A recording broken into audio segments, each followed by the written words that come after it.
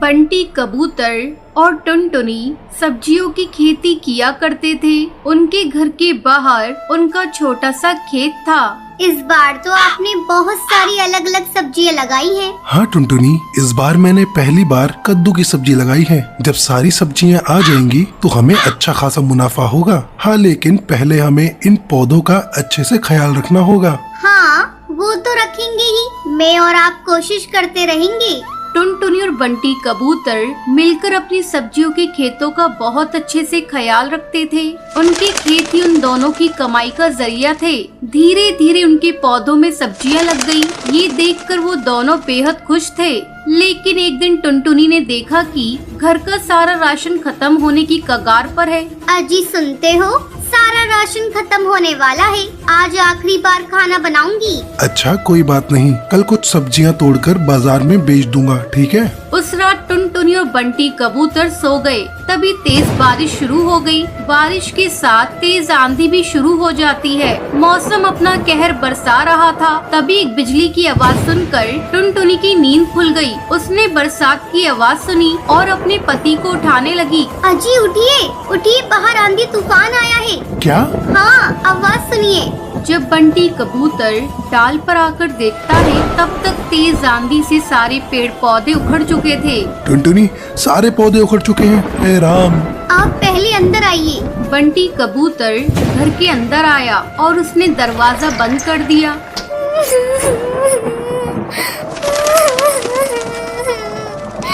हे राम, अब हमारा क्या होगा? घर में तो राशन भी नहीं है। अब हमें भूखा रहना होगा। हे भगवान, तूने सारी मेहनत बेकार कर दी। अब मैं क्या करूं? अब क्या होगा? रो मत टुनटुनी, कुछ न कुछ जरूर होगा, लेकिन हमें भूखे मरने की नौबत नहीं आएगी। मौसम की मार से उनके सारे पौधे खराब हो चुके थे। ये सोचकर वो दोनों परेशान थे और सुबह हुई और मौसम का कहर रुक गया। आंधियां बंद हो गईं। फिर टुनटुनी और बंटी कबूतर अपने खेत में आए। यहाँ तो सब कुछ तितर बितर हो चुका है, सिवाय इस कद्दू के। तभी उनकी नजरों के सामने एक बड़ा सा कद्दू चमक रहा था। मैं सोच रही हूँ, इसे बेचकर ज्यादा पैसे तो नहीं मिलेंगे। क्यों ना हम इसे घर में ही रखें। कम से कम इसकी सब्जी बनाकर कुछ रोज हम दोनों का पेट तो भर सकता है। हाँ, तुम सही कह रही हो टुनटुनी, चलो इसे अंदर ले चलते हैं। बंटी कबूतर ने उस बड़े से कद्दू को उठा लिया और दोनों घर के अंदर चले गए। बंटी कबूतर ने कद्दू को रसोई में रख दिया। मुझे चाकू देना टुनटुनी। टुनटुनी ने बंटी कबूतर को चाकू दिया और जैसे ही बंटी कबूतर ने उस बड़े से कद्दू को चीरा तो उसमें से चिड़िया के बच्चे की रोने की आवाज आने लगी। ये क्या? आप आराम से चीरिए। बंटी कबूतर ने आराम से कद्दू को चीरा तो उसके अंदर उन्हें एक छोटी सी चिड़िया की बच्ची दिखी। है, ऊपर वाले कद्दू में ये बच्ची कैसे आ गई? ये कुदरत का करिश्मा है। हाँ, लगता है इसे भूख लगी है। इसके लिए थोड़ा दूध ले आऊं, पर घर में तो दूध भी नहीं है। एक काम करती हूँ, पड़ोस की हरी काकी से ले आती हूँ। जब तक आप इसे संभालिए। टुनटुनी दूध लेने पड़ोसन के घर चली गई और यहाँ बंटी कबूतर चिड़िया के बच्चे को देखने लगा। भला कद्दू के अंदर ये चिड़िया का बच्चा कैसे आ गया? लगता है ये कोई मामूली चिड़िया नहीं है, जरूर ये करिश्माई है। कुछ देर बाद टुनटुनी दूध लेकर आ गई। टुनटुनी ने जैसे ही बच्ची को दूध पिलाया, वैसे ही उसके पंखों से सोने के सिक्कों की बारिश होने लगी। सोने के सिक्के देखकर बंटी कबूतर और टुनटुनी दोनों हैरानी में पड़ गए। कहीं ये ख्वाब तो नहीं? नहीं, ये सब हकीकत है। ये चिड़िया कोई आम चिड़िया नहीं है, ये जरूर कोई जादुई चिड़िया है। अब हमें क्या करना चाहिए? हमें इसका अच्छे से ख्याल रखना चाहिए। जब तक इसके माता पिता नहीं मिल जाते, अब तक हम गरीब थे, लेकिन इतने सारे सोने से हम अमीर बन गए हैं। तो अब हमें गरीब पक्षियों की मदद करनी चाहिए। आप बिल्कुल सही कह रहे हैं। गरीबी की तकलीफ क्या है वो हमें ही पता है। टुनटुनी और बंटी कबूतर ने उस चिड़िया का बहुत अच्छे से ख्याल रखा और सोना बेचकर मिले हुए पैसों से दोनों ने गरीब पक्षियों की मदद करना शुरू कर दिया। वो दोनों रोज जंगल के गरीब पक्षियों को खाना बांटा करते थे। ऊपर वाला तुम्हें हमेशा बरकत दे। शुक्रिया कालू कौवे, शुक्रिया। टुनटुनी और बंटी कबूतर गरीब पक्षियों की मदद करके अपना जीवन खुशी खुशी बिताने लगते हैं।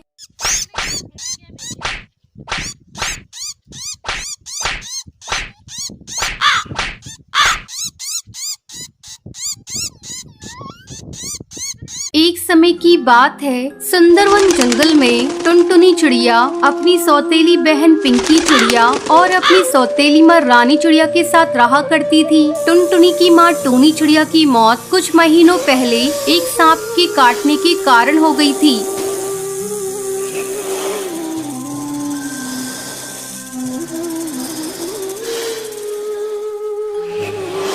तब बंटी कबूतर एक विधवा चिड़िया से शादी कर लेता है। पिंकी चिड़िया उसी की बेटी थी। पिंकी चिड़िया टुनटुनी पर बहुत अत्याचार करती थी। एक दिन टुनटुनी खाना पका रही थी, तभी पिंकी वहाँ आती है और टुनटुनी से कहती है, मैंने तुझसे चाय मांगी थी, तूने अभी तक मुझे चाय नहीं दी। दीदी ये देखो, मैं चाय ही बना रही हूँ, जैसे ही चाय उबल जाएगी मैं आपको लाकर देती हूँ। थोड़ी देर बाद टुनटुनी चाय लाकर पिंकी को देती है। चाय पीते ही पिंकी टुनटुनी पर चिल्लाने लगती है, ये तूने चाय कैसी बनाई है? इसमें तो चीनी बिल्कुल नहीं है, ले इसे तू ही पी ले। इतना कहकर वो उस चाय के प्याले को फेंक देती है। पिंकी चिड़िया का गुस्सा देखकर टुनटुनी रोने लगती है।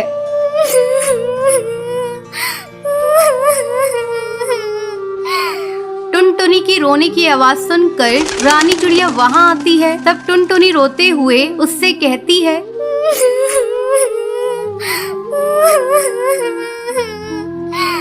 माँ ये देखो, दीदी ने सारी चाय फेंक दी।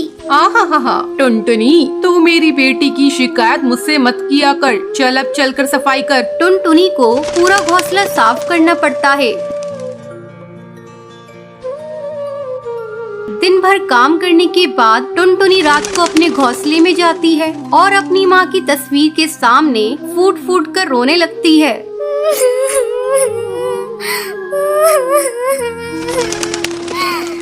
माँ तुम मुझे छोड़कर कहाँ चली गई? पिंकी चिड़िया मुझे बहुत सताती है। पापा भी अब मुझसे पहले की तरह प्यार नहीं करते।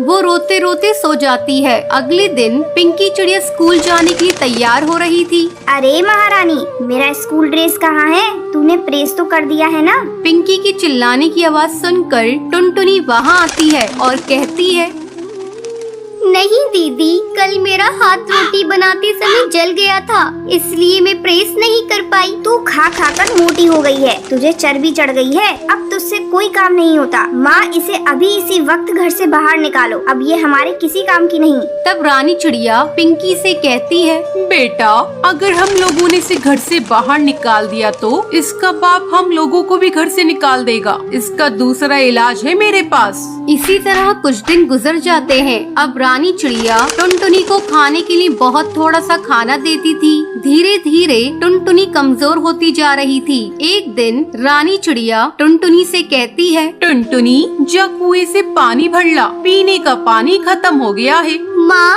मैं कुएं से पानी कैसे निकालूंगी? मैंने कभी कुएं से पानी नहीं निकाला, मैं कुएं में गिर जाऊंगी। तू डरती क्यों है? तेरे साथ पिंकी चिड़िया भी जा रही है। हिम्मत करके टुनटुनी पानी भरने के लिए कुएं पर जाती है।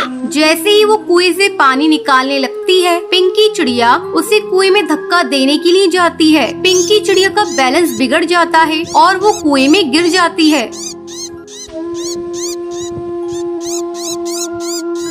मुझे बचाओ, मैं डूब जाऊंगी। मुझे बचा ले टुनटुनी, मैंने तुझ पर बहुत अत्याचार किए हैं टुनटुनी, मुझे माफ कर दे, मुझे बचा ले किसी तरह से। दीदी तुम चिंता मत करो, ये रस्सी जल्दी से लो और ऊपर आ जाओ। पिंकी चिड़िया रस्सी पकड़कर कुएं से बाहर आ जाती है। उस दिन के बाद से दोनों बहनें खुशी खुशी रहने लगती